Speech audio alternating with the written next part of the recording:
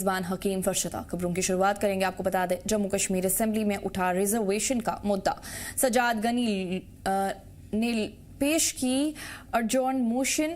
Reservation के मामले पर असेंबली में बहस की डिमांड। प्राइवेट में बिल के शामिल होने से बहस की डिमांड खारिज। जम्मू कश्मीर असेंबली में आज कई प्राइवेट बिल पेश किए गए।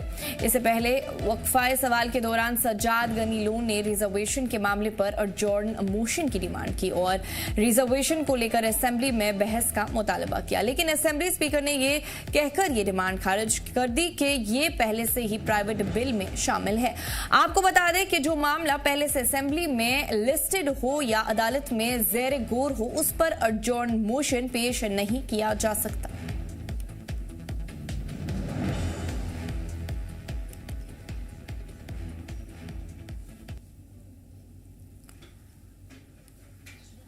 तो नाजरीन, आपको एक बार फिर बता दें, जम्मू कश्मीर असेंबली में आज कई प्राइवेट बिल पेश किए गए। इससे पहले वक्फाए सवाल के दौरान सज्जाद गनी लोन ने रिजर्वेशन के मामले पर अर्जॉन मोशन की डिमांड की और रिजर्वेशन को लेकर असेंबली में बहस का मुतालबा किया, लेकिन असेंबली स्पीकर ने ये कहकर ये डिमांड खारिज कर दी कि ये पहले से ही प्राइवेट बिल में शामिल है। आपको बता दें कि जो मामला पहले से असेंबली में लिस्टेड हो या अदालत में ज़ेर गौर हो, उस पर अर्जॉन मोशन पेश नहीं किया जा सकता। वो कहाँ गए? वो फूड मिनिस्टर साहब हैं जी, इनके डिपार्टमेंट के हिसाब से 39 लाख लोग कश्मीर में गरीब हैं, या वो बीपीएल हैं, जो पहले बीपीएल होता था, ए और 27 लाख जम्मू में। जो सोशल वेलफेयर मिनिस्ट्री है उसके हिसाब से 90% यहाँ इकोनॉमिकली वीक है और सिर्फ 10% कश्मीर से वीक है। सर, रिसेंट अकरेंस है, जुडिशियल एग्जाम का रिजल्ट निकला, केएस का रिजल्ट निकला। 1947 से आज तक इतनी डिस्पैरिटी जम्मू और कश्मीर में कभी नहीं हुई। मैं सिर्फ एक चीज बोल रहा हूं कि जो गरीब है, पॉवर्टी, इसकी डेफिनेशन जो है इस सरकार की तो एक होनी चाहिए। जब आप लाइट कर देंगे, आप बोल रहे हैं हम बिजली देंगे, गैस देंगे, वो बंदा गरीब है। वो राशन लाने जाएगा, वो गरीब है, लेकिन जब वो बंदा नौकरी के लिए जाएगा, आप बोलते हैं अमीर है। How is it possible? This is the same government. And sir, I will tell you one thing, everything we discuss here does not end with the legislation. But point is sir, ये बोल रहे हैं, हमारे chief minister साहब का बयान था कि 30,000 जॉब्स हैं। ईडब्ल्यूएस कैटेगरी 3,000 बनता है, उसके हिसाब से कश्मीर में 100 भी नहीं आएंगे। रिक्रूटमेंट हो रही है सर। जो बीपीएल डेटा है, जो मिनिस्ट्री ऑफ कंज्यूमर अफेयर्स का डेटा है, उसके हिसाब से 60% सर्टिफिकेट्स कश्मीर में इशू होनी चाहिए और 40% जम्मू में। लेकिन जो ईडब्ल्यूएस क्राइटेरिया है सर, अब केरला है, केरला ने इसी बीपीएल कैटेगरी को ईडब्ल्यूएस बनाया हुआ है, और भी बाकी स्टेट्स हैं। हमने क्या किया है कि जो दिल्ली का है उसको कट और पेस्ट किया है, वन साइज फिट्स ऑल। हमारे यहाँ चैलेंजेस अलग हैं। आफ्टर ऑल, कब तक हम बैठेंगे? You want the law to be changed. Sir, I don't want the law to be changed. I want the definition, one definition.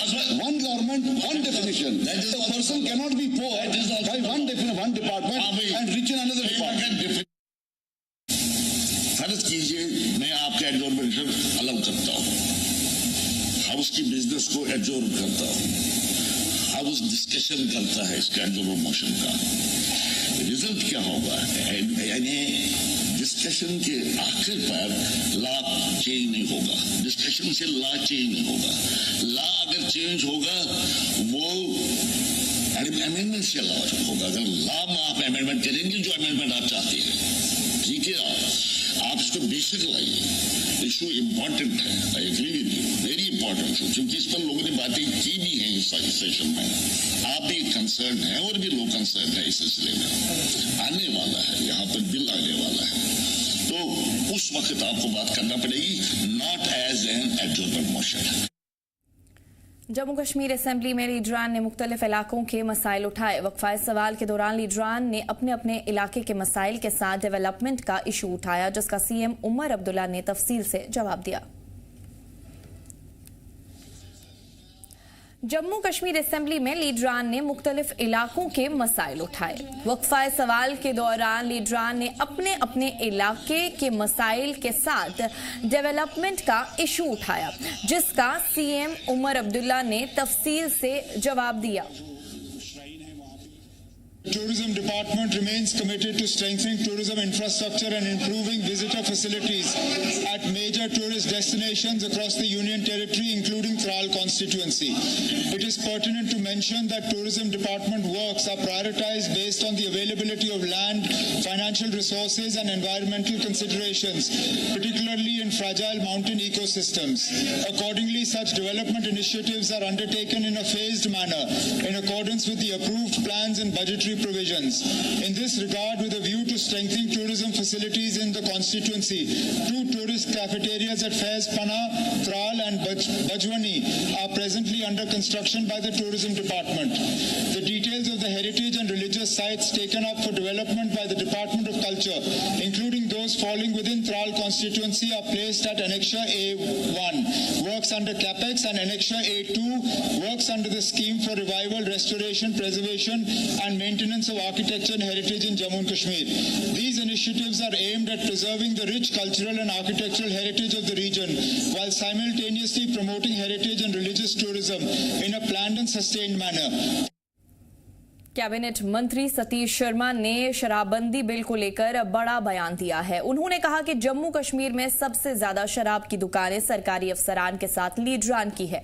उन्होंने कहा कि रेवेन्यू को बढ़ाने के लिए टूरिज्म के शोबे में फोकस करना चाहिए और शराब से कमाई करने के ऑप्शंस को ढूंढना चाहिए। वो खत्म होनी चाहिए, चाहे वो नशा है चाहे शराब है। ज़ाती तौर पर मैं इन सब चीज़ों के खिलाफ हूँ, बिकॉज मैं आई एम माई सेल्फ अ टीटोटलर। तो इतना भी मैं जानता हूँ बंसी लाल की तरह जो मुखालफत करेगा अगली बारी स्प्रे वाले उनका नेक्सस बढ़ा है, वो उल्टा कर देंगे। लेकिन हमें अपने आने वाले मुस्तकबिल को, अपने बच्चों को इन बीमारियों से दूर रखना है। दूध पियो, लस्सी पियो, चलो चाय भी ठीक है, लेकिन ये स्प्रे वाला काम बंद होना चाहिए। हालांकि इससे रेवेन्यू आता है और बड़ी चीज़ है, रेवेन्यू के लिए आप और अच्छे काम कर सकते हैं। टूरिज्म को और बढ़ावा दो, बॉर्डर टूरिज्म को दो, स्पोर्ट्स को दो। वो पैसा गवर्नमेंट ऑफ इंडिया अगर जम्मू कश्मीर, देखो दिल्ली के हालात ऐसे हैं, they are out of control. Poonch के जालस गांव के वार्ड नंबर 3 और 4 में रहने वाले लोगों ने पानी की परेशानी को लेकर गहरी नाराजगी जाहिर की है। लोगों का कहना है कि उन्हें रोजमर्रा की जरूरत के लिए भी पानी नहीं मिल पा रहा है, जिससे उनकी जिंदगी बेहद मुश्किल हो गई है। वहीं गांव वालों का कहना है कि हम कई साल से पानी की किल्लत का सामना कर रहे हैं, लेकिन अभी तक कोई हल निकाला नहीं गया है। हमें दूर दूर से पानी लाना पड़ता है, इसी के साथ बारिश के पानी को जमा करके काम चलाना पड़ता है। गांव वालों ने इंतजामिया और सरकार से डिमांड की है कि जल्द से जल्द पानी की इस परेशानी का हल निकाला जाए। इसके साथ ही गांव वालों ने अपने इलाके तक सड़क की तामीर की भी डिमांड उठाई है, ताकि आने जाने में हो रही परेशानियों से निजात मिल सके।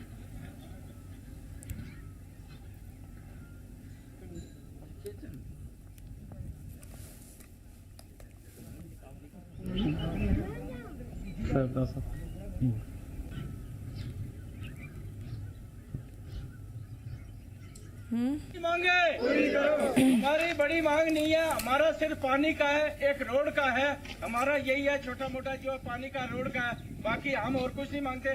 बस हमारा पानी और मतलब इसका रोड का काम पूरा हो जाना चाहिए। हमारी मांगे हमारी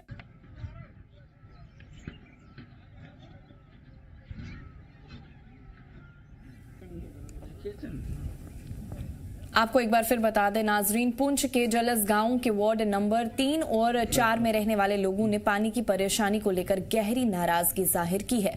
लोगों का कहना है कि उन्हें रोजमर्रा की जरूरत के लिए भी पानी नहीं मिल पा रहा है, जिससे उनकी जिंदगी बेहद मुश्किल हो गई है। वहीं गांव वालों का कहना है कि हम कई साल से पानी की किल्लत का सामना कर रहे हैं, लेकिन अभी तक कोई हल निकाला नहीं गया है। हमें दूर दूर से पानी लाना पड़ता है, लोगों ने कहा। इसी के साथ बारिश के पानी को जमा करके काम चलाना पड़ता है। गांव वालों ने इंतजामिया और सरकार से डिमांड की है कि जल्द से जल्द पानी की इस परेशानी का हल निकाला जाए।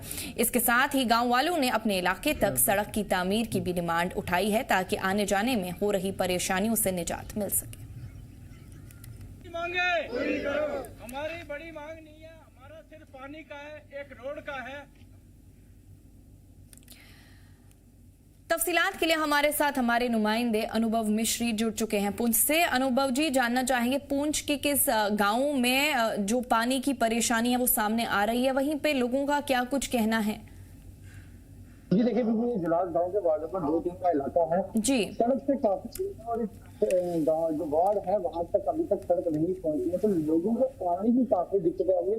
करीब 1 से 2 किलोमीटर जो है पानी उठाकर लोगों को घर में पीने के लिए, नहाने धोने के लिए ले जाना पड़ता है। और जो जानवरों के लिए उनके लिए जो बारिश का स्रोत है, बारिश से जो पानी आता है वो इकट्ठा किया जाता है और उसको पानी को जो है जानवरों को पिलाया जाता है। तो लोगों का ये कहना है कि जल जीवन मिशन में जहाँ इतना बड़ा काम हो रहा है और हमारी सरकार ये बात कर रही है, हर घर नल से जल की बात हो रही है, तो हमारे गांव में भी जो है वो पानी नल से आना चाहिए। उनका ये कहना था कि सरकार को हमारी तरफ भी तवज्जो देनी चाहिए और हमारे घरों में भी जो है पानी नल से आना चाहिए। उनका ये भी कहना था कि पानी भी आए और दूसरा कि उनके गांव में सड़क भी नहीं है और उस गांव में अगर सड़क बन जाए तो उनको बहुत सुविधा हो जाएगी। उनका ये कहना था कि करीब 2 से 3 किलोमीटर जो है उनको पैदल पानी जो है उठा कर ले जाना पड़ता है, जिसकी वजह से उनको काफी दिक्कत आ रही है। जी जी, तो कितने लोग और ये भी कह रहे हैं कि सड़कों की भी कहीं ना कहीं लोगों ने मांग उठाई है जानकारी के मुताबिक?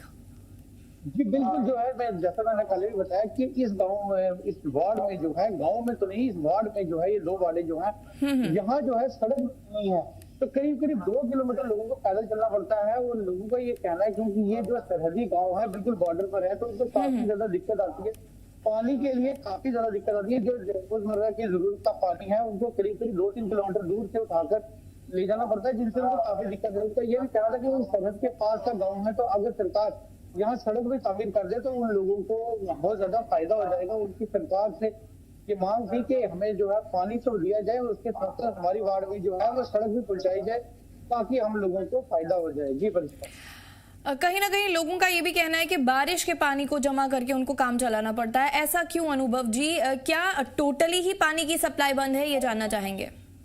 बिल्कुल, यहाँ पे पानी की सप्लाई ही नहीं है। जो बारिश का पानी इकट्ठा होता है उसको, उस पानी को जानवरों के लिए, जानवरों को पिलाने के लिए, नहाने धोने के लिए जो है वो इस्तेमाल किया जाता है। कुछ देर पहले जो है ये हैंडपंप बनाया गया था सरकार द्वारा इस गांव से, इस वार्ड से करीब 1-1.5 किलोमीटर नीचे। तो उस हैंडपंप में भी पानी जो है काफी ज्यादा कभी रहती है, क्योंकि कभी वो हैंडपंप खराब हो जाता है, कभी उसमें पानी नहीं होता। तो लोगों का ये कहना है क्योंकि उनको काफी दिक्कत आ रही है, तो अगर जो है पीएचई। तो अनुभव जी, अब लोग इंतजामिया और सरकार से क्या कुछ डिमांड कर रहे हैं?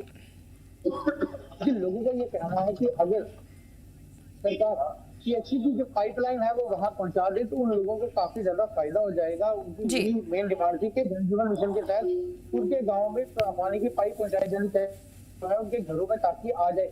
उनका ये भी कहना था कि अगर पूरे गाँव में नहीं, कम से कम गाँव में एक जगह पर पाइप ले आए जहाँ से हम सारे लोग जो है वो पानी भर ले और हमें जो है पानी उठा कर ले जाने से निजात मिल जाए। जी फरिश्ता, चलिए, हमारे साथ जुड़ने के लिए और तफसीलात फराहम करने के लिए आपका बहुत बहुत शुक्रिया अनुभव मिश्री।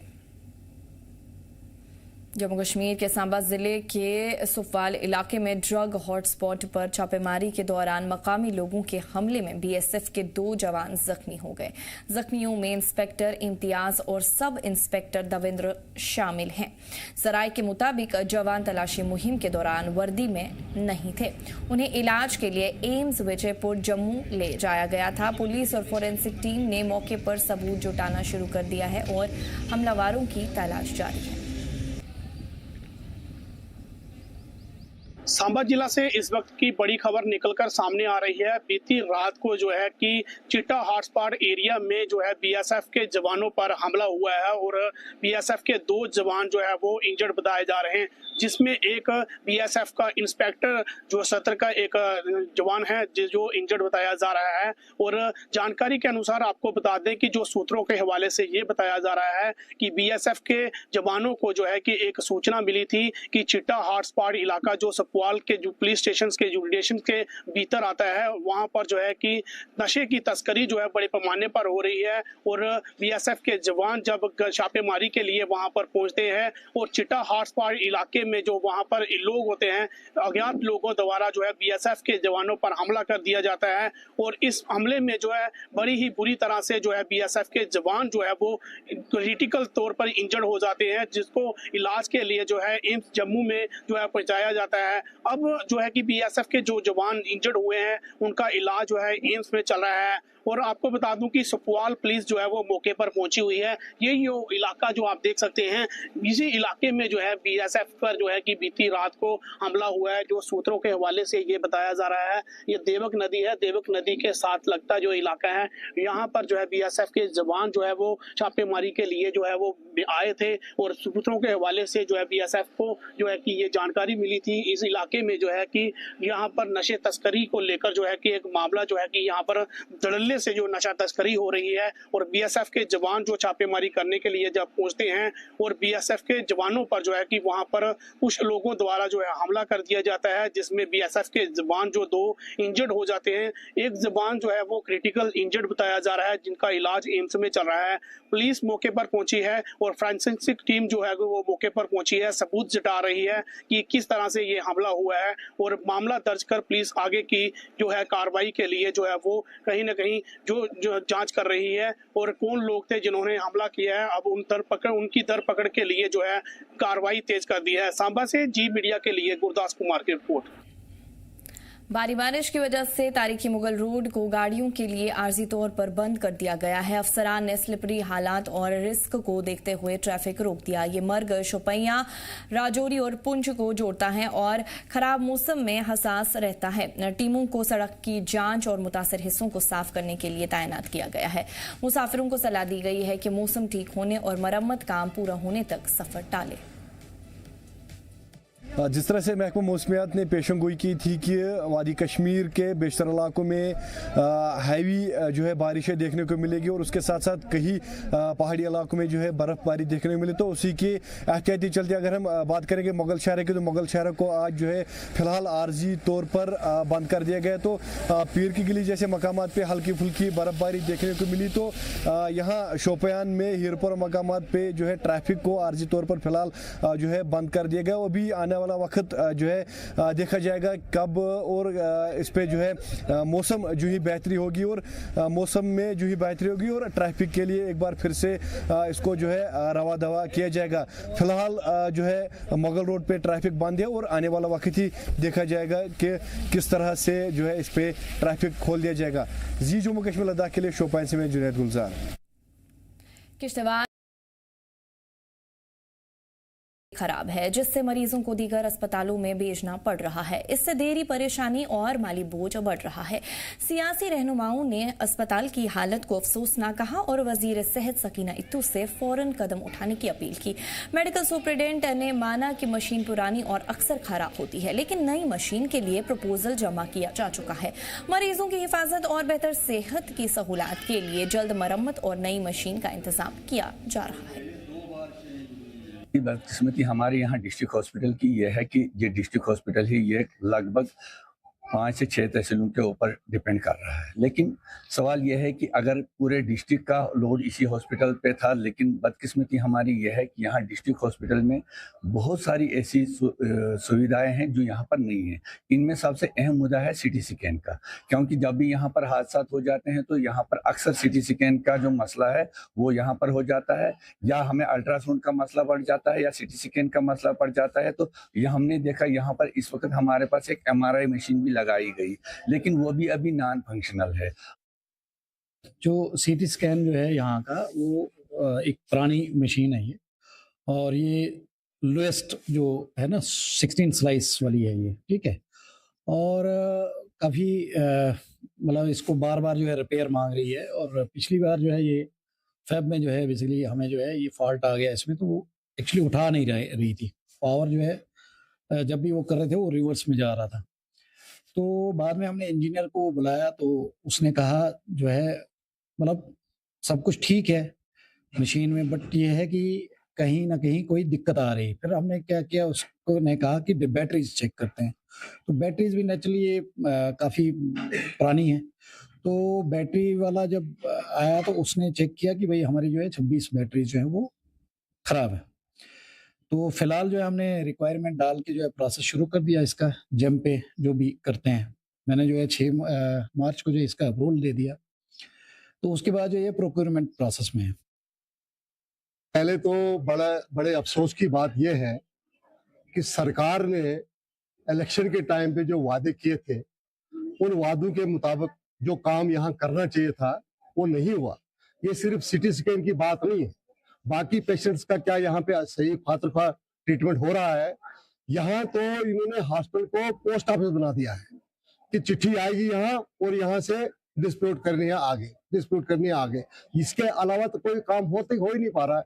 अब देखिए यहाँ पे जिन चीजों की आवश्यकता है, सिटी स्कैन तो अभी हम कहते हैं कि चलो सिटी स्कैन एक रास्ता ये निकलता है कि बीमारी को आइडेंटिफाई करना है सिटी स्कैन में, और क्या करना है, ट्रीटमेंट तो डॉक्टर ने देना है। सिटी स्कैन वाला तो सिटी स्कैन करके उसको आइडेंटिफाई करेगा कि इसके शरीर में वो किस तरह की बीमारी है, और बीमारी का इलाज तो डॉक्टर चाहिए। डॉक्टर यहाँ पे पूरे हमारे पास नहीं, स्टाफ पूरा नहीं है। राजौरी के चकली गांव में नदी के पास एक पुल के नीचे 22 साल के नौजवान अमन शर्मा की लाश मिली। वाकया का पता चलने पर परिवार और ग्रामीणों ने फौरन पुलिस को इतला दी। पुलिस ने लाश को कब्जे में लेकर जांच शुरू कर दी है। परिवार ने कत्ल होने का अंदेशा जताया है, जबकि पुलिस ने भरोसा दिलाया है कि इंसाफ पसंद और शफाफ जांच की जाएगी और सभी पहलुओं पर ध्यान दिया जा रहा है।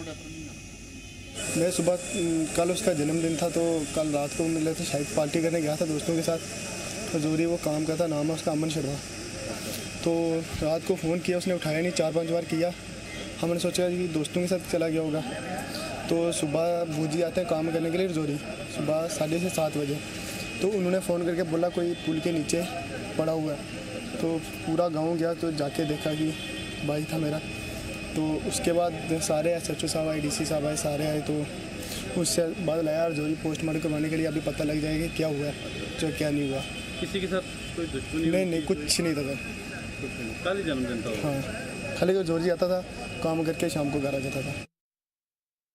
रजौरी के गांव चकली का रहने वाला 22 साल का एक नौजवान जिसका नाम अमन शर्मा बताया जा रहा है, उसकी डेड बॉडी आज सुबह रजौरी के चकली गांव के अंदर जो चकली ब्रिज है उसके नीचे नदी से मिली, और उसके बाद पूरे गांव में हड़कंप मच गया। पूरा गांव मौके पर पहुंचता है और देखता है कि अमन शर्मा की डेड बॉडी वहां पे पड़ी हुई है, और उसके बाद मुकामी पुलिस मौके पर पहुंचती है। मौके पर पहुंच के जायज़ा लिया जाता है और उसके बाद घर वालों को ये यकीन दिलाया जाता है कि अगर ये मर्डर है तो उसे भी सामने लाया जाएगा, और अगर ये नेचुरल डेथ है तो उसे भी इन्वेस्टिगेशन के दौरान सामने लाया जाएगा।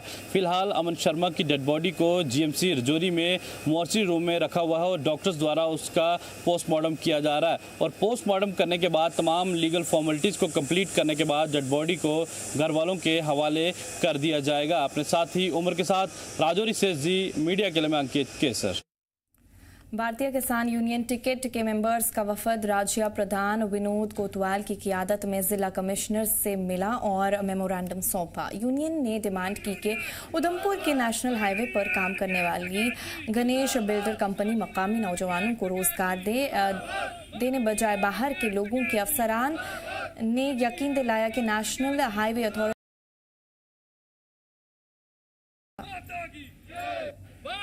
उधमपुर के हमारे साथ में हमारे ज़िला अध्यक्ष हरसिमरन जी और हमारे साथ जम्मू कश्मीर यूटी के वाइस प्रेसिडेंट श्याम सिंह कटोच जी हैं। और यहाँ आज DC उधमपुर के पास हम ज्ञापन लेके आए थे। 21 तारीख को हमने एक ज्ञापन दिया था एक कंस्ट्रक्शन कंपनी को जो कि यहाँ रोड बनाने का काम कर रही है, गणेश बिल्डर्स। और वहाँ जब हमने 21 तारीख को PM साहब को ज्ञापन सौंपा, ज्ञापन में ये लिखा गया कि यहाँ के जो लोकल लैंड लूजर्स हैं जिनकी ज़मीनों पे ये रोड बनाया जा रहा है, और यहाँ पर जो हमारे बेरोज़गार मज़दूर किसान जिनकी छोटी छोटी ज़मीनें हैं लेकिन वो मज़दूरी करने के लिए विवश हैं। हंदवारा के राजपुरा के सईद सुहेल हसन गिलानी ने अपनी पहली उर्दू किताब राह गुज़ारे हयात शाया की। ये किताब जिंदगी, मकसद और इंसानी तजुर्बात पर बात करती है। गिलानी जिन्होंने अप्लाइड जियोलॉजी में मास्टर डिग्री हासिल की है, उन्होंने कहा है कि किताब रोजमर्रा की जिंदगी के उन पहलुओं को उजागर करती है जिन्हें लोग महसूस तो करते हैं पर जाहिर नहीं कर पाते। उन्होंने इल्म को इंसानी तरक्की की बुनियाद बताया और नौजवानों को तालीम और मकसद के साथ जिंदगी जीने की सलाह दी। पढ़ाई के साथ साथ मेरा लिखने के साथ एक गहरा ताल्लुक था और over the years I have been writing for local dailies, local newspapers और फाइनली आई रियलाइज्ड कि क्यों ना इसकी एक मजबूत बुनियाद और अदबी शक्ल दी जाए जो कि इस वक्त राह गुज़र हयात की सूरत में मौजूद है। राह गुज़र हयात की बात अगर करें तो राह गुज़र हयात बिका नहीं बल्कि पोशीदा असरार का मुसलसल इंकिशाफ है। जिंदगी दरअसल एक सफरात जो है ये जिंदगी के मामलात को ऑब्जर्व करके लिखी गई है। जिंदगी में बहुत सारे मामलात होते हैं, बहुत सारे मसाइल होते हैं जिनसे हम सब गुजरते हैं। जिंदगी में बहुत सारे सवालात होते हैं जो हमारे दिलों में होते हैं, लेकिन हम उन सवालों के जवाब नहीं दे पाते, हम उन मामलात से नहीं लड़ पाते। और मैंने जिंदगी के मामलात को बुनियाद बनाकर ये किताब लिखी है। जिंदगी के जितने भी मामलात हैं उनको मैंने करीब से ऑब्जर्व किया और खुद से एक्सपीरियंस किया और फिर अपने अल्फाज से इनको लिखने की कोशिश की और इनका हल ढूंढने की कोशिश की। भारी बारिश की वजह से तारीखी मुगल रोड को इस बुलेटिन में फिलहाल इतना ही। आप देखते रहिए जी जम्मू कश्मीर लद्दाख। हमें दीजिए इजाजत। अल्लाह ने के बाद।